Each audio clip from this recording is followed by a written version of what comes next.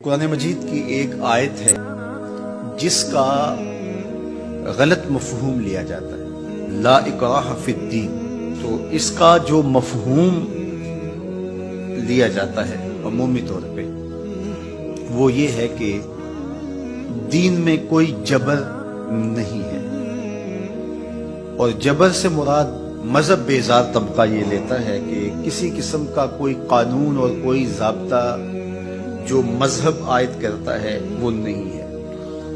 تو یہ مولویوں کی پیدا کردہ سختی ہے اور انہوں نے دین کو مشکل بنا دیا ہے، اور حدود و تعزیرات، قوانین، ضوابط، چور کا ہاتھ کاٹو، زانی کو سنگسار کرو، کوڑے مارو حد قذف میں، اور مختلف اوقات کے اندر مختلف عبادتوں کا لزوم۔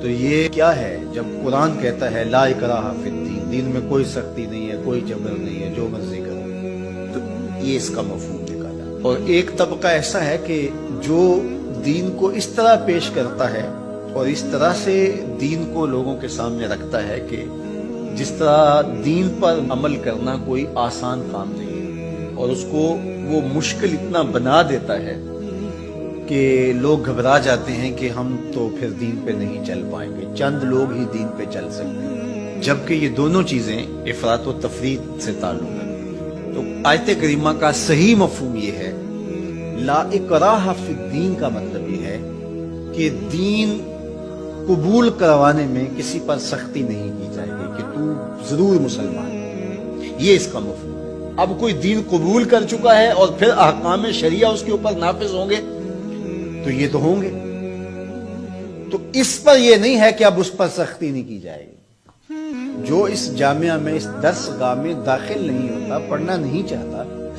تو ہم اس کو دھکے سے گھر سے اٹھا کر کے یہاں داخلہ نہیں دے سکتے۔ جس کی مرضی ہو آئے اور جس کی مرضی ہو نہ آئے، لیکن جو شخص یہاں آ کے داخل ہو گیا، پھر یہاں جو ہم نے ضوابط اور قوانین بنائے ہیں ان کا وہ پابند ہوگا، اس لیے کہ وہ اپنی مرضی سے آیا ہے اور اس نے یہاں آ کر کے داخلہ لیا ہے۔ تو اب وہ کہے کہ میں نہیں مانتا، تو وہ باغی کہلائے گا۔ تو اسلام کے اندر کسی کو سختی سے داخل نہیں کیا جائے گا، ترغیب دی جائے گی۔ اور قرآن مجید کی اس آیت کریمہ کو اگر پورا پڑھیں تو سارا مفہوم واضح ہے، لا اکراہ فی الدین، دین لانے کے حوالے سے کوئی زبردستی نہیں ہے۔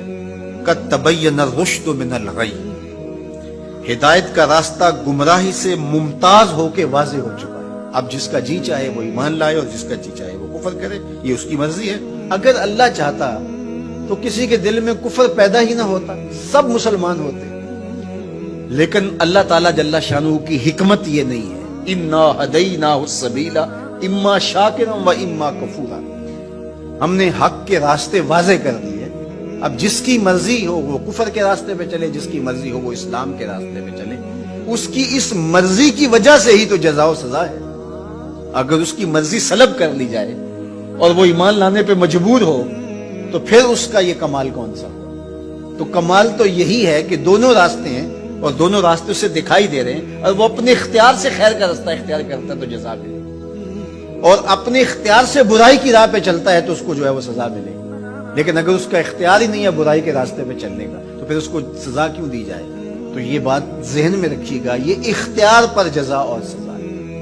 تو آیت کریمہ کا مفہوم یہ بتاتا ہے کہ جو چاہے وہ حق پہ آئے، اس پہ مجبور نہیں کیا جائے گا۔ باقی احکام شریعہ پر عمل پیرا ہونا تو یہ ایک امر آخر ہے۔ تو یہ سراسر نفسانی خواہش ہے کہ اسلام ہمارے اوپر کوئی پابندی نہ لگائے، جس طرح ہم چاہیں اس طرح ہی چلیں، اور ہماری زبان پہ کلمہ بھی جاری رہے، میں بھی ہوٹل میں پیو، چندہ بھی مسجد میں دو، شیطان بھی خوش رہے، خدا بھی ناراض نہ ہو، یہ کیسے ہو سکتا ہے؟